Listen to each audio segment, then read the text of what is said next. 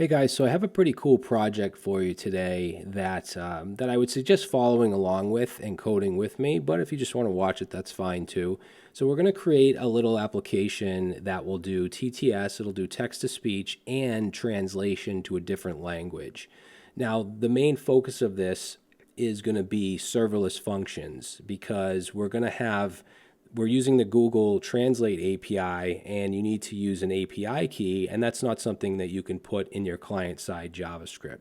So what we're going to do is use the Vercel CLI that will allow us to create serverless functions right on our machine, and we'll be able to hit a specific endpoint, and that will call the serverless function.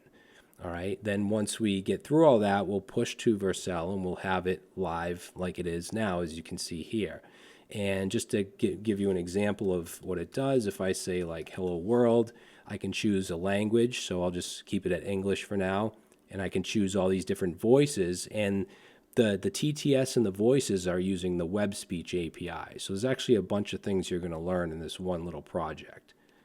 Hello world. So you can see that that works. If I wanted to say it in Spanish, Hola mundo.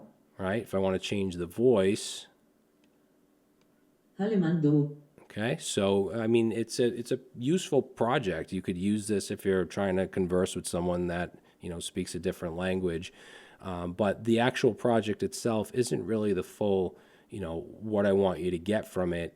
It's the serverless functions, because we don't have to create a whole express backend or whatever.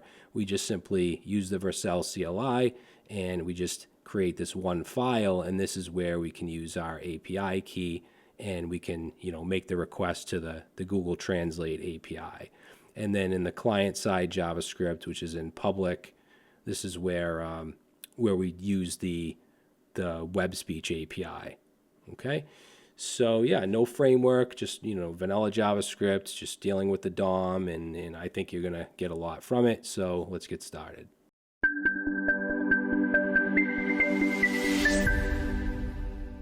All right, guys, so we're going to get started, and you're going to learn quite a bit in this little project. You're going to learn about the Web Speech API, you're going to learn about Google Translate, you're going to learn about serverless functions, which I think is probably the most valuable thing that you're going to learn in this project.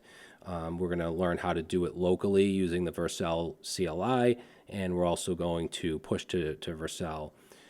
So I just want to show you the structure of the folders and files, which is pretty simple. So we'll have the project folder, which you can see I have open in VS Code. It's TTS Translate app. There's nothing in it right now, but we're going to have a public folder with all of our public files like the index.html, the script.js, which is the client-side JavaScript, so the event listeners and so on, style CSS for any additional styles that you want, aside from Tailwind, and then an assets folder if you want any images or icons.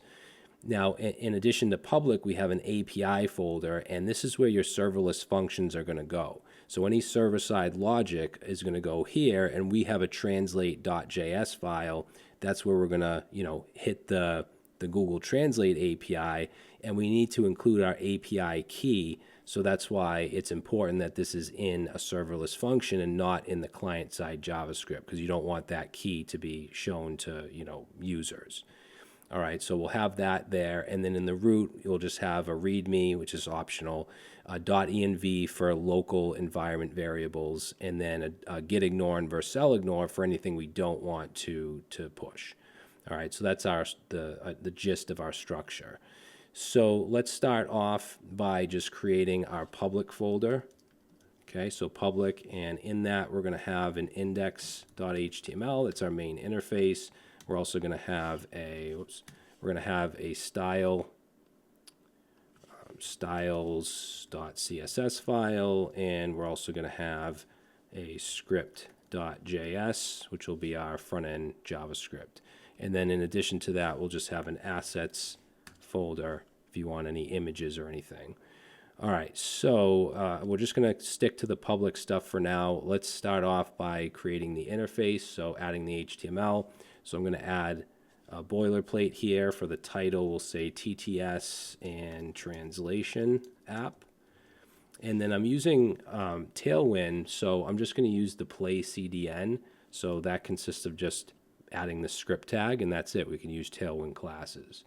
And then let's also add a link to our style sheet, which I'm not going to put anything in, but again, if you want to add to it, it's just good to have it there. Okay, now for the UI, I'm going to type some stuff and paste some stuff. So on the body, let's add a few classes. So I do want to have a gray background, so we'll do BG gray 100, just very light. And then I'm going to make it a flex box where we align everything to the center. So we want to do justify center and item center. And then let's do full height, so H screen. And then in the body, we'll add a container. Actually, before we do that, let's just put something there. I'll just put app. And then for now, I'm going to open it with the live server extension for VS Code. So I'll click go live. You can also just, double click on index.html and open it on your file system. But ultimately, we're going to be using the Vercel CLI, which will run our project on localhost 3000. And when we use the Vercel CLI, we can have serverless functions on our local machine and run them. All right, but for now, I'm just using live server. So let's get rid of app and let's create a little container here. So we'll do BG white. Let's do shadow medium. We'll do rounded dash large. Padding, we'll do 6. And let's put a max width of medium and width dash full. So it'll be really narrow layout.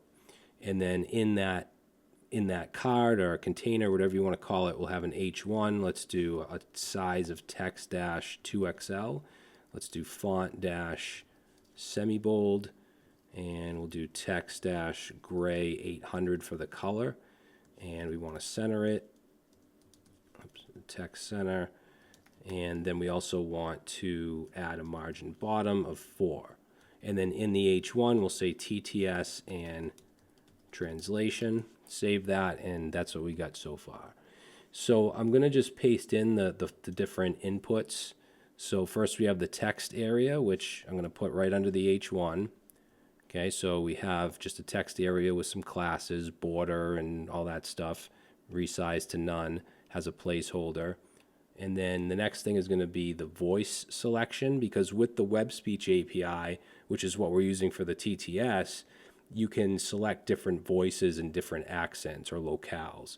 So under the text area, I'm going to paste this in. It's a div with a label that says select voice, and then a select tag with an ID of voice select, because we're going to bring it into the JavaScript. And these options here aren't going to show ultimately. Ultimately, we're going to get the voices from the Web Speech API and fill those in here. All right, and then the last thing we need for now is just the button. So I'm going to go under that div that wraps the select and paste in a button. Okay, and this button has an ID of play button and then a bunch of classes that makes it look like that. Okay, and then the last thing we want to do for now is just add a script, and the source is going to be the front-end JavaScript, script.js, and yeah, that should do it for now. So now we're going to jump into the script.js, and this is where we're going to be using the Web Speech API.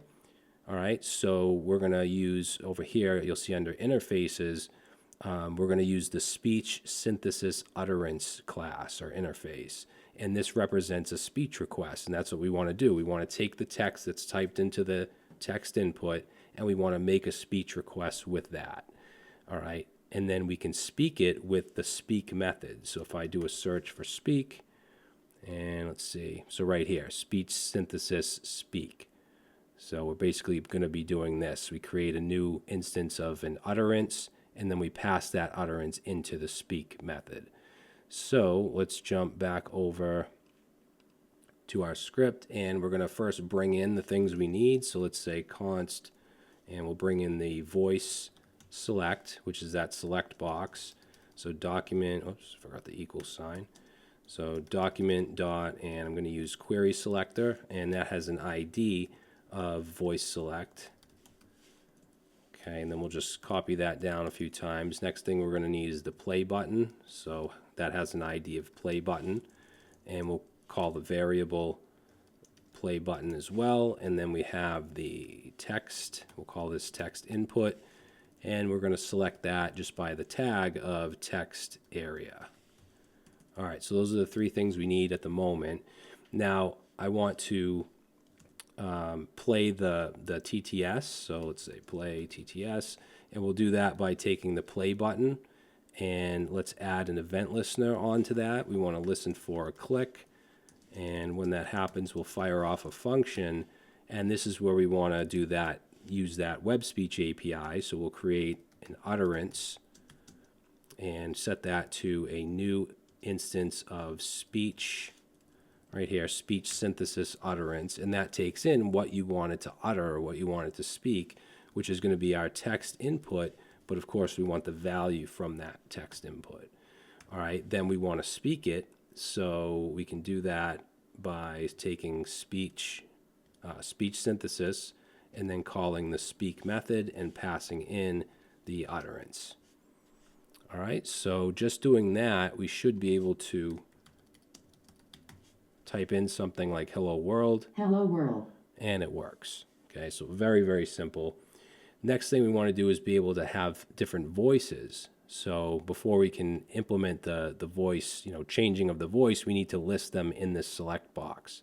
So basically we need to get them using a method called get voices. So just to show you that real quick, if we go to, let's see, we should have, let me just search for it, get voices. Yeah, so right here. So voices, get voices. And then we're basically going to do this, loop through the voices, and we're going to create a new option element for each one. Okay, so let's do that.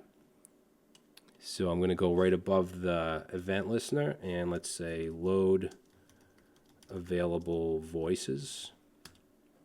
I'm going to initialize an array called voices, and then I'm going to have a function called, function is going to be called load voices.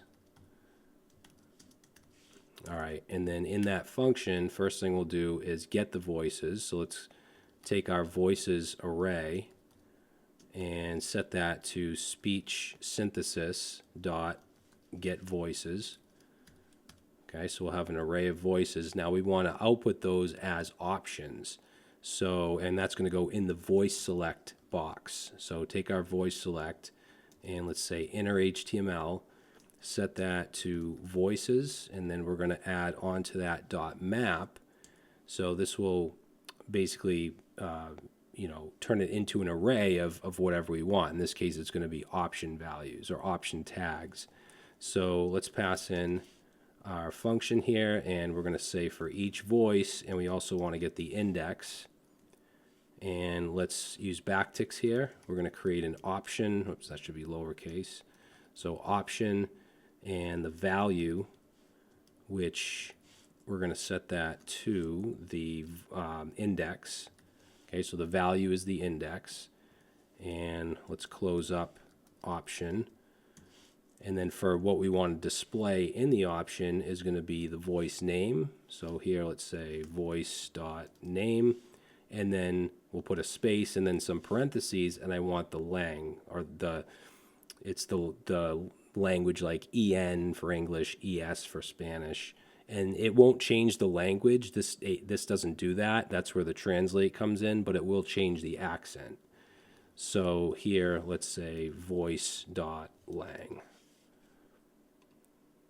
Okay, now this will give us an array of these, and that's not what we want. We want it to be outputted as a string, so we just have to add on to that dot join and just pass in just empty quotes. We haven't called this function yet, which we do want to do, but we also want to call it when the onVoicesChanged event is fired off. So let's say trigger, we'll say trigger loading voices when they become available. So we can just say speech synthesis dot and then onVoicesChanged, and then set it to our load voices function, and then also call it initially right here with load voices. Okay, now if we take a look, you'll see that it shows all the voices. Okay, and it might be different depending on the platform that you're using. And if I type in hello, Hello. it works with Samantha. If I change it to Aaron, Hello. you notice it didn't change. It's still using that same voice. That's because we need to basically change that down here when we call that utterance. So right under the utterance variable, let's say const selected voice.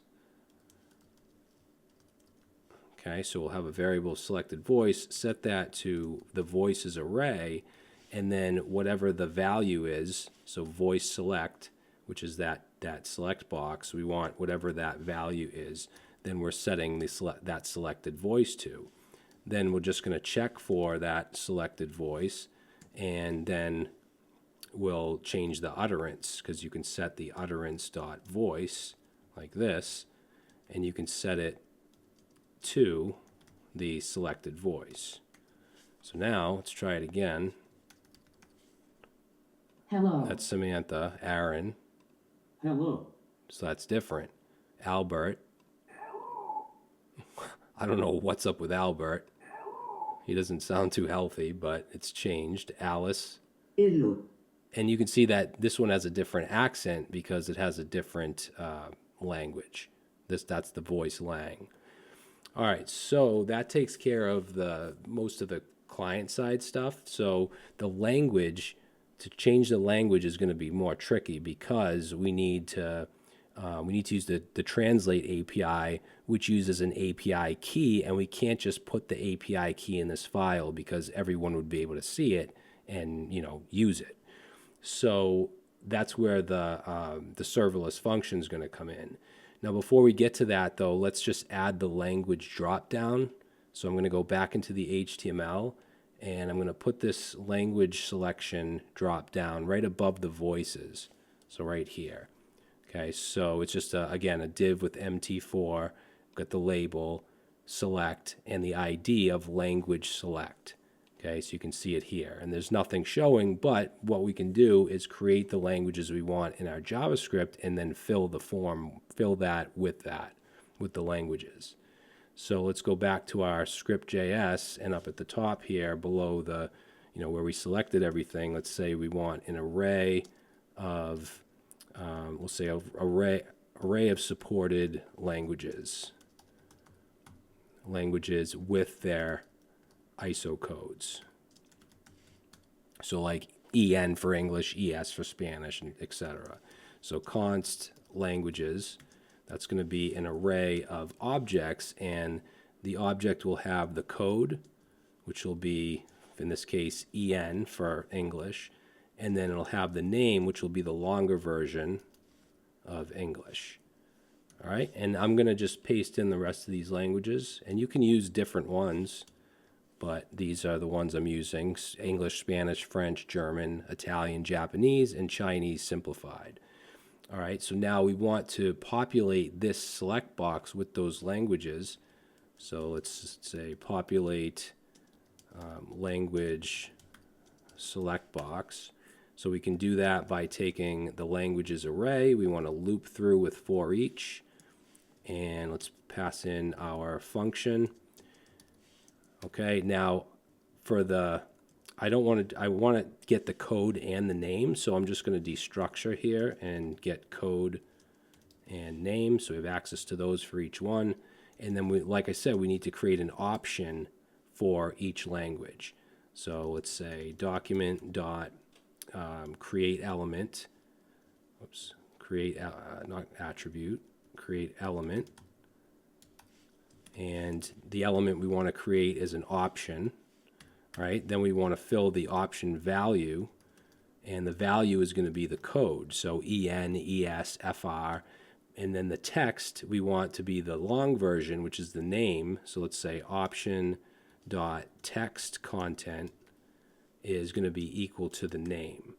All right, then we just need to add it to the DOM. So we'll say language select, which is the select box, which I didn't add yet, did I? So up here, let's just bring in, let's say ID language select, and that variable language select. Okay, so then we want to take that select box and we just want to append child and we want to append the option. So now we can see it shows all the languages that we have in this array. So now we're to the point where we need to create our function, our serverless function, to reach out to the Translate API. But before we do that, we need to set up an API key. So we're going to have to go to the Google console, which I believe is like console, console.cloud.google. And from here, you're going to want to, if you don't have a project already, create one. This is my tutorials project. And then go to API and Services. And then you're going to want to enable API and Services, and then search for Translate. And it's going to be this Cloud Translation API. You'll see a button here that says Enable. Just click that to enable it. Then you have to create a key by going to API and Services Credentials. Go to Create Credentials, API Key. It'll generate a key for you. Okay, so you just want to grab that. And then what we'll do is put that into a new file in the root called .env. Okay, and that's going to be, we're going to call this Google_translate_API key, and then paste that in. Okay, make sure you use your own. I'm going to delete this after anyway.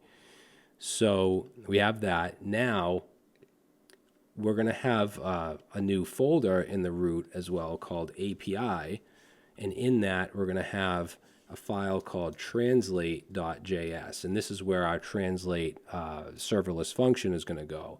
Now, to be able to use serverless functions locally while we're in development, we need to use the Vercel CLI. So what you're going to do is open up a terminal and run npm install -g, because we're installing this globally, and then Vercel. Okay, that way you can just use the Vercel command.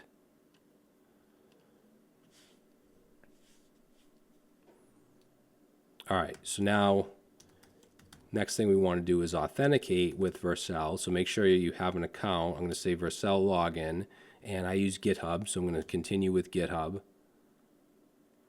And you can see I get this success message in the browser. So now I'm authenticated with Vercel in my terminal. So the next thing we want to do is create a project. Okay, we're going to make this a Vercel project by saying Vercel and then dev. Now it's going to ask us some questions. It's going to say set up and develop whatever, the location and name of the app. I'm going to say yes. And then where to save your project. So I have two. I have the free tier, which is this, and then I have Traversy Media, which is a paid tier. So I'm going to use my free tier, which is probably what most of you guys are going to use. Link to an existing project, I'm going to say no, because I haven't created one on Vercel yet. My project name, I'll just keep that. The directory, we want that to be the home, so just enter. And do you want to modify these settings? I'm going to say no. All right, so what it did is now it created this .vercel folder for our cache. It also created a .gitignore, which has that .vercel folder in it. Now, in addition to that, I'm going to add node modules, and I'm going to add .env, because I don't want those to be added either. Okay, now also in Vercel, if you go to your dashboard, I'm going to reload this, you'll see that it's been added here, TTS Translate App. Now, there's no deployments. We'll do that after, but it does initialize the project in Vercel. But now what we can do is create serverless functions. So in this translate.js, the way that we create a serverless function is export default and async function, function called handler, and that's going to take in request and response. So just like as if you were using Express and you were creating a route, takes in the HTTP request and response object. And then for now, just to test it out, I'm going to say return res.status of 200, and then I'm going to add on to that a JSON object and just say message and set that to hello world. Okay, so now what I should be able to do is on my local machine, you'll see it's actually running on localhost 3000. So instead of using live server, right, I'm going to shut off live server, and then I'm going to go to localhost or whatever, my loopback, and then 3000. And I'm going to have my project here. And what I can do now is go to /API/translate, and it should run my serverless function. And there it is. So we just get our message of hello world. Okay, so and in here we can do any server-side code, and it's protected from users, from the client. Now I want this to be a post request. When we call this to do the translation, I want it to be a post request. So what we're going to do is right here, let's say if the request.method, if that is not equal to post, then let's actually just move this in here, but let's make this a status of 405. And then we're going to set, instead of message, I'm going to set it to error. And I'm going to say method not allowed, because it has to be a post request. All right. Then we want to be able to get the body, right? That we want to be able to get the text and the target language from the body. And we can do request.body, just like you would with, an Express backend. And I'm just going to destructure from that the text and the target, which is the language. Okay, then we want to just do a little bit of validation and say if not text or if not target, then I'll just copy this response here, paste that in, except this is going to be a 400 error. And let's just say for the error, missing text or language. All right, now we want our API key. Now remember, that's in the .env file, but by default, we're not going to be able to access it because we need to use the .env package locally. So what I'm going to do is create a new terminal here, and we're going to npm install -D, because I'm installing it as a dev dependency, .env. Okay, so that will install it. That will now have a node modules folder. And we want to bring that in and call the config method. That's all you have to do in order to use, process.env, whatever. So I only want that to run locally, the .env package, because when we're deployed to Vercel, we add our environment variables, right? We go here, we go to settings, environment variables, and we add them. Here, I want to use the file, so I only want to use the .env package locally. So I'm going to do a conditional here and say if process.env.node_env, so our node environment, if that is not equal to production, right? So if it's not equal to production, then I want to load the .env package and I want to use the config method. Now, I can't just simply do import .env from .env because your imports have to be the very first thing in the file, and this isn't, it's within here. But we can use what's called a dynamic import, and that's going to be asynchronous, so I could either do a .then or I could use an async function, which is what I'm going to do. And this is an IFI, so it's going to have parentheses after it as well. All right, but what we can do is just say async and then have a function, and in that I'm going to say const.env, set that to await, and then import. So this is a dynamic import. So .env, right? And then I simply want to call the config method that's on that object. So .env and then config. All right, so we just need to add that in order to use the variables in this file.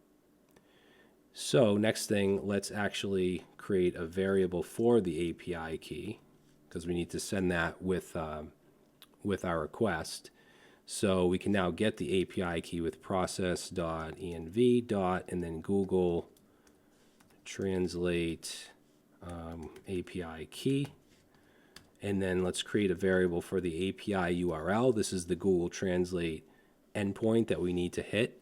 So that's going to be HTTPS and then translation dot googleapis.com/language/translate/version2, so v2, and then we want a query string of key and set that to our API key.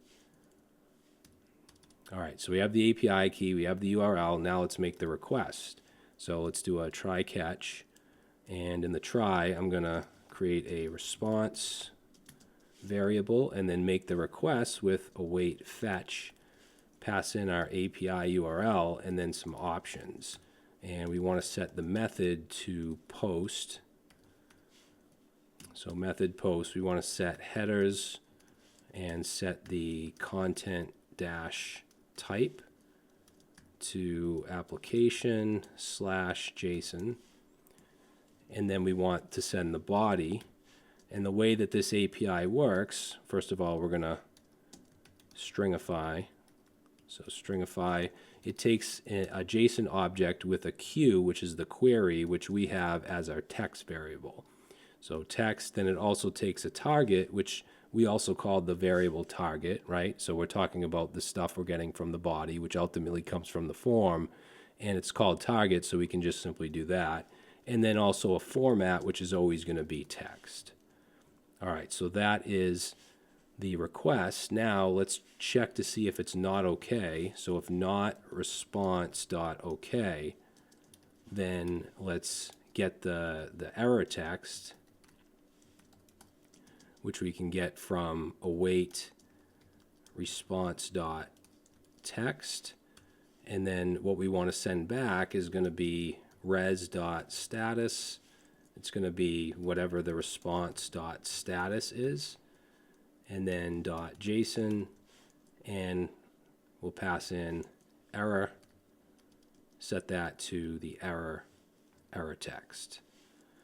All right, now if it's okay, if everything works out, then we want the data, which will be the translated text. So we can get that with await response.json, right? And then we'll want to send back res status of 200 because everything's okay, and then JSON, pass in the data. Okay, now in the catch, I'm just going to do a console.error, and I'll just say error in API call. Okay, and then as far as what we want to send back to the client, let's say status 500, and we'll send an error. Okay, and that error will just say internal server error. And that's it. Now we can test this out. So we can't do it with the browser because remember it has to be a post request. So what I'm going to do is open up my Postman extension, but you can use anything, any HTTP client, and say new request, and I'm going to make a post request to HTTP localhost 3000 /API/translate. I'm going to do it without sending the body first, and I get missing text or language. So let's go to body, for form URL encoded, and let's set the text to hello world. Let's set the target to, we can do EN, which is English. And there we go. We get back a data object with a translations array with one object in it with a translated text of hello world. If I change it to ES, which is Spanish, then I get back the same thing, but I get the Spanish language. Okay, so we know that our serverless function is working. It's doing what it's supposed to. So now we need to integrate that into our actual application, which is, let's go back here. All right, so we want to integrate that into our client-side JavaScript.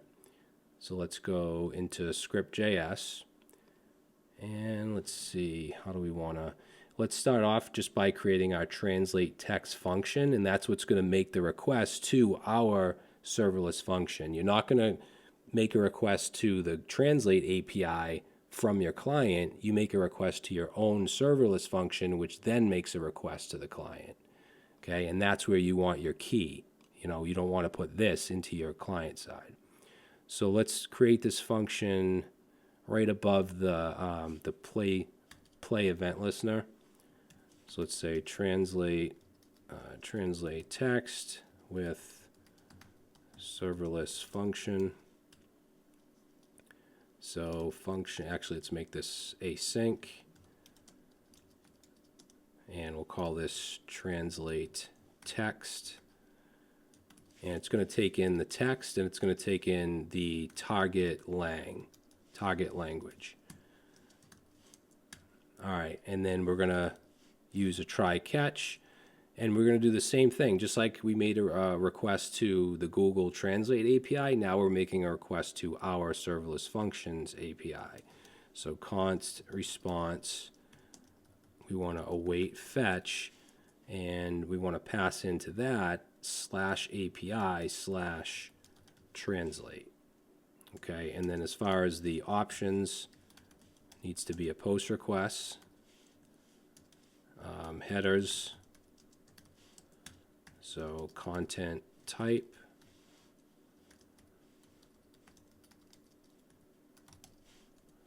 okay, then we want the body. Okay, so the body is going to be JSON.stringify, and then we want to send the text. So text,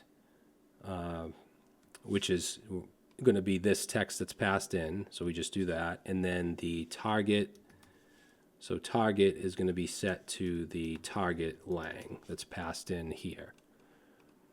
All right, and then we want to check it. So let's say if not response.ok, then let's just throw, we'll say throw new error, and some backticks, we'll say error, and we can get the response, response.status, and then I want to show the response text, which is asynchronous, so we just got to do await response.text. Okay, now if everything goes okay, let's get the data. So we want to await response.json, and then remember how it looks when it's returned. It's a data object with a translations array, and then an object in that array with a translated text. So keep that in mind, because now what we need to do is return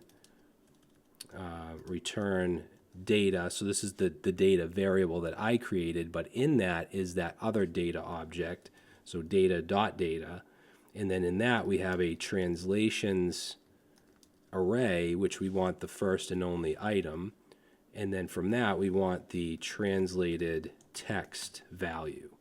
So that's what we're returning. Okay, and then in the catch, let's just do a console.error, and we'll say translation error.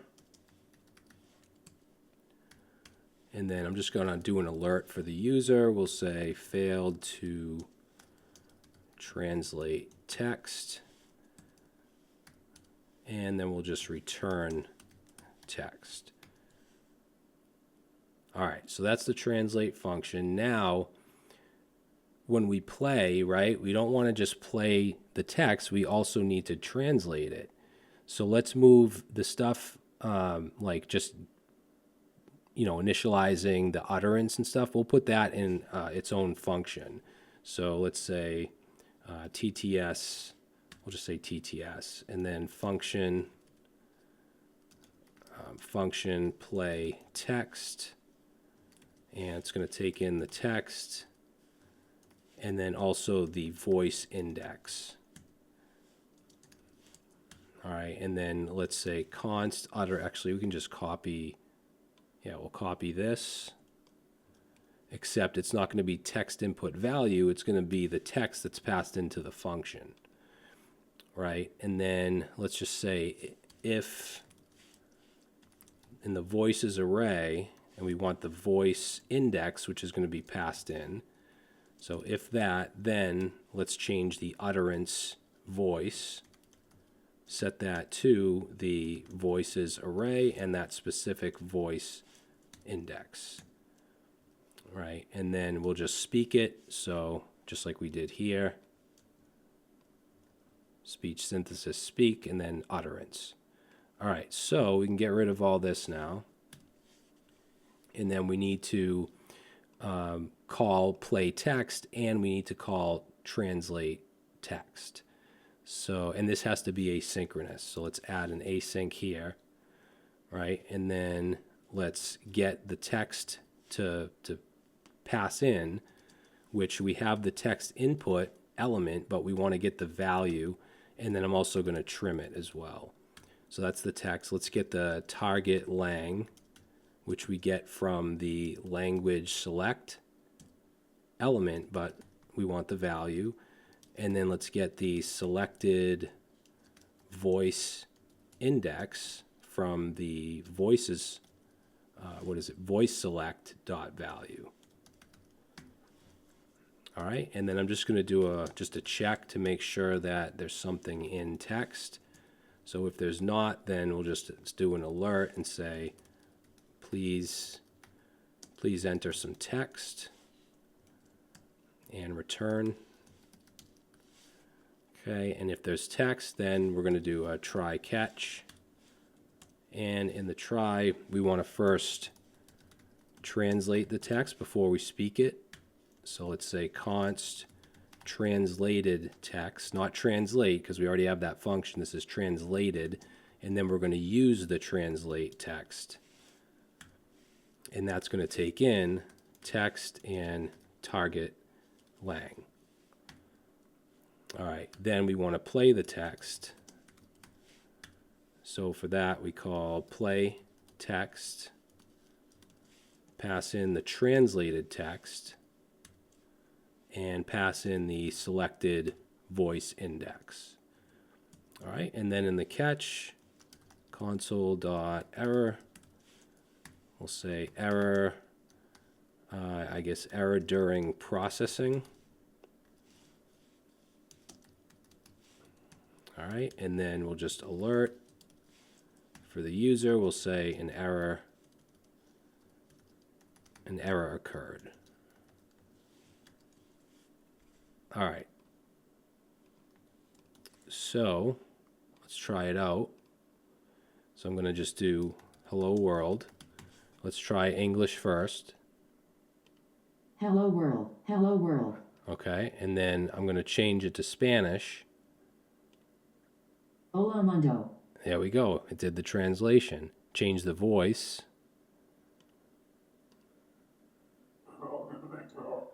I don't know what is wrong with these voices. Let's choose Aaron. Hola mundo. Okay, so that's Spanish. Let's do German. Hello well. Let's do Italian. Ciao mondo. All right, so yeah, you can see that it's working. We can change the voices. We can change the language. So it does both TTS and translation. Now, if you want to push this to Vercel, that's extremely simple, but we do need to add our environment variable. So let's grab this. So we're going to have this as the key. All right, so what you do is go to settings and then environment variables, pass in the key, and then pass in the value. Okay, so we can add that. Yeah, save. So that gets added. Now, to push this, we can just simply say Vercel. And of course, you can, push to GitHub as well. You can do it that way, but, and I will push to GitHub so you guys have this. But yeah, right here, you can see deployed to production. So if I go to project and we click on that, there we go. We have, say, let's do something different. What should we put here? This is a great little project that I enjoyed. This is a great little project that I enjoyed. And we'll try Spanish with a different voice. Este es un pequeño gran proyecto que disfruté. All right, so there we go. So you have a deployed, useful application. I mean, if you're, if you're talking to someone that is speaking a different language, you can type what you want to say in here and then run it. They can understand it. They can do the same thing. So it's actually a pretty useful little project. So I really hope you guys enjoyed it. If you did, please leave a like and let me know what you think, and I will see you next time.